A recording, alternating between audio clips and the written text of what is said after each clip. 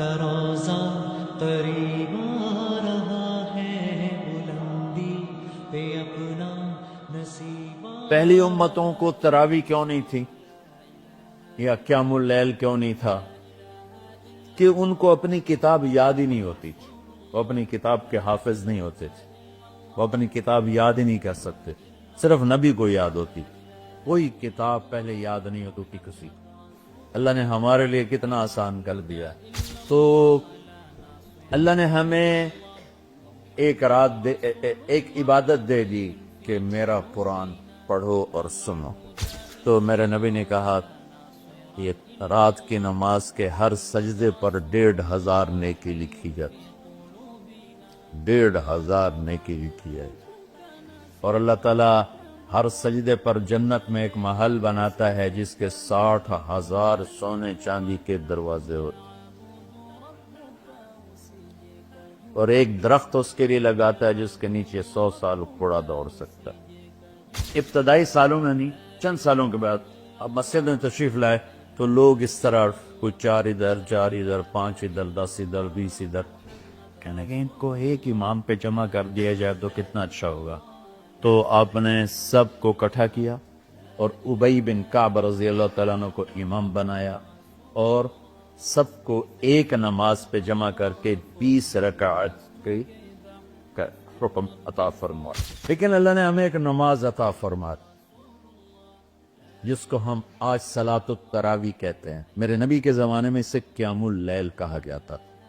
تراویح کا نام کب پڑا اس کا تو مجھے پتہ نہیں، کہیں نہ کہیں لکھا ہوگا، لیکن صحابہ کے دور میں اس نماز کا نام تھا قیام اللیل۔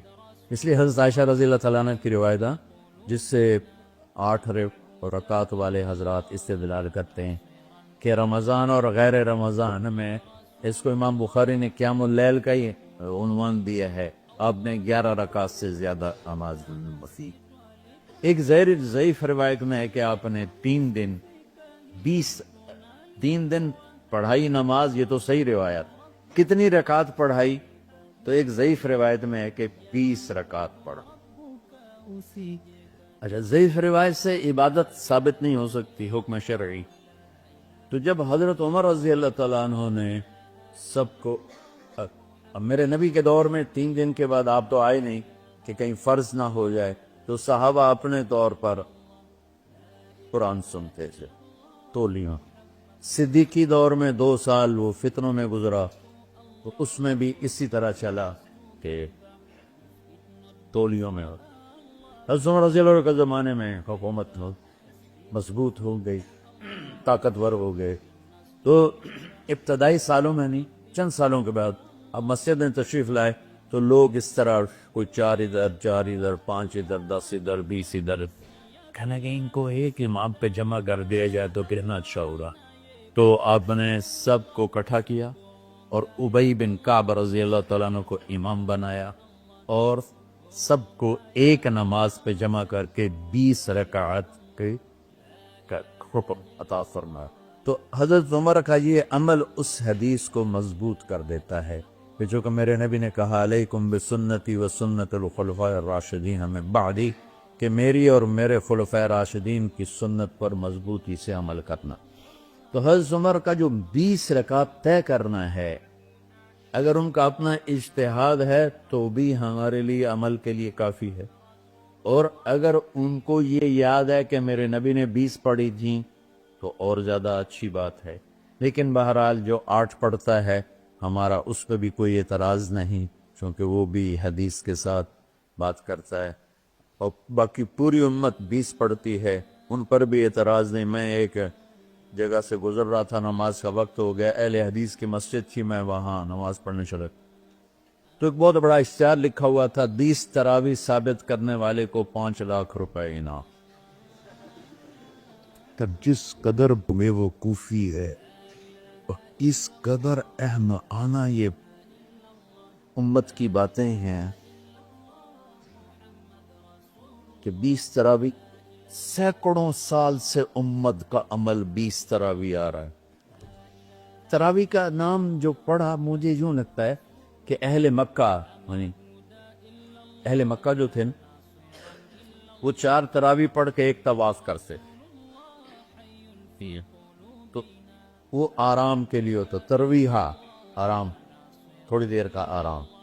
تو 4 تراوی کے بعد ایک طواف کرتے تھے. وہ چھوٹا سا طواف 10 منٹ میں ختم ہو جاتا تھا، اور پھر 4 تراوی پڑھتے تھے، پھر طواف کرتے، پھر 4 پڑھتے تھے، پھر طواف کرتے تھے. یہ صحابہ کے تھوڑے بعد کے دور کی بات. تو مدینے والوں کو پتا چلا کہ یہ مکے والے تو یہ کرتے ہیں. وہ کہنے لگے اساں کی کری، انہوں نے کہا اسی 40 تراوی پڑھا، 40 رکعات. وہ 40 رکعات پڑھتے تھے. تو نوافل میں کوئی سختی نہیں کہ بھائی 8 سے زیادہ نہیں پڑھنی، بدعت ہو جائے گی، اور 20 پڑھنا بدعت ہے. یہ سب جہالت کی بات. یہ 8 پڑھ رہے ہیں یہ غلط ہے، یہ بھی حماقت کی بات. جو صحیح حدیث سے دلیل پکڑ کے کوئی عمل کرتا ہو بھائیو، اس سے بحث نہ کیا کرے، تو نظرہ نہ کیا. یہ بہت نادانی والی بات. اور امت کا خلق لاکھوں کروڑوں انسانوں کا ایک عمل پہ جمع ہونا، یہ بذات خود اس کی طاقت کی ایک دلیل. اور حرمین جب سے میرے رب نے، حضرت عمر نے 20 رکعات شروع کی، آج تک وہاں بھی ساری مساجد میں 8 رکعت تراویح ہوتی ہے، لیکن حرمین کی مسجد میں 20 رکعت، ادھر بھی ادھر. اور یہ جو وہ وہاں ختم قرآن پہ دعا نہیں مانگی جاتی، یہ کس کا عمل ہے؟ حضرت عثمان.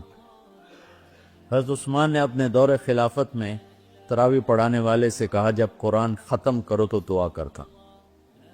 تو کہنے لگے جی کیا دعا کروں؟ کہ جو تیرے دل میں آئے کرنا. تو ختم قرآن کی رات تراویح کی آخری رکعت میں من الجنت والناس کے بعد دعا کے لیے ہاتھ اٹھانا، یہ حضرت عثمان رضی اللہ تعالیٰ عنہ نے اس کو زندہ فرمایا. اور امام دعا کرتا تھا 1 منٹ 10 منٹ 20 منٹ جتنے بھی، اور پیچھے لوگ آمین کہتے تھے. وطر کی جماعت نہیں ہوتی.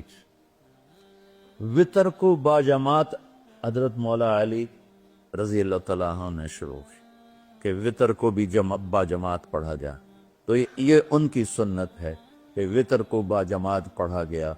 تو یہ اب یہ سارے سنت جو کام ہے ان خلفائے راشدین سے ہوا وہ بھی سنت ہے.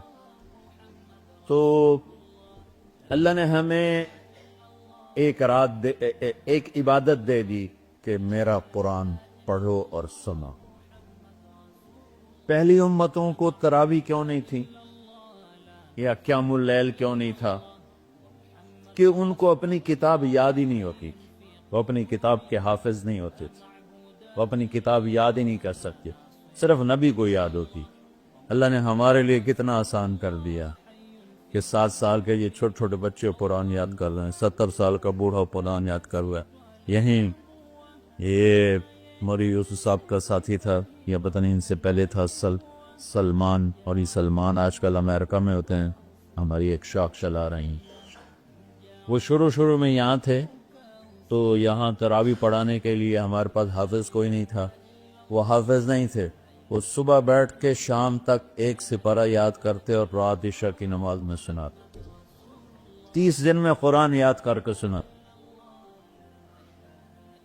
یہ سنی سنائی بات ہے نہیں، ہمارے اسی حسنین، اسی ممبر اور محراب کی بات کہ یہیں اسی مسجد میں انہوں نے صبح سے مغرب تک یاد کرتے تھے اور پھر عشاء میں کھڑے ہو کے سنا دیتے. پیچھے ہوتے تھے لقمہ کوئی دینے والا شاید، لیکن بہت خوبصورت پڑھ کے ایک دن میں یاد کر کے سنا دیا. اور ایک مجھے نام بھول گیا، 3 دن میں قرآن یاد کیے، 10 سپارے ایک دن میں یاد کیے، 10 دوسرے دن میں یاد کیے، 10 تیسرے دن میں یاد کیے. وَلَقَدْ يَسَّرْنَاهُ لِلذِّكْرِ وَلَقَدْ يَسَّرْنَا الْقُرْآنَ لِلذِّكْرِ فَهَلْ مِن مُدَّكِرٍ. تو اللہ تعالیٰ نے اس کو نصیحت کے لیے بھی آسان کیا ہے اور یاد کرنے کے لیے بھی آسان کیا ہے. کوئی کتاب پہلے یاد نہیں ہوتی تھی کسی کو. ماشاءاللہ تم میں کتنے حفاظ بیٹھے ہیں اللہ کے فضل سے. اور جب میں ذرا ہمت میں تھا تو میں 3 دن میں قرآن سنتا تھا تراویح میں، 10 سپارے ایک رات، 10 سپارے اس سے اگلی 10 سے، پھر ہفتہ ہو گیا، پھر 10 دن ہو گئے، پھر اب 15 دن ہو گئے، اب 20 دن بھی ہو جاتے ہیں۔ شروع میں 3 دن میں، اور یہی ہمارے مدرسے کے بچے جو مجھے سناتے تھے اور ماشاءاللہ کہیں نہیں اٹکتے تھے۔ ایک تو اسلام آباد میں ہوتا ہے اور ایک اب جنید ہے وہ امریکہ میں ہوتا ہے۔ تو اللہ تعالیٰ نے اس طرح، اور کراچی میں شہر لگے ہوتے ہیں، 10 دن میں قرآن ختم، 1 ہفتے میں قرآن ختم، یہ وہاں اشتہار لگے ہوتے ہیں، بھئی آپ ہمارے پاس آ کے تراویح پڑھیں، ہم ہفتے میں قرآن ختم کر، ٹھیک ہے۔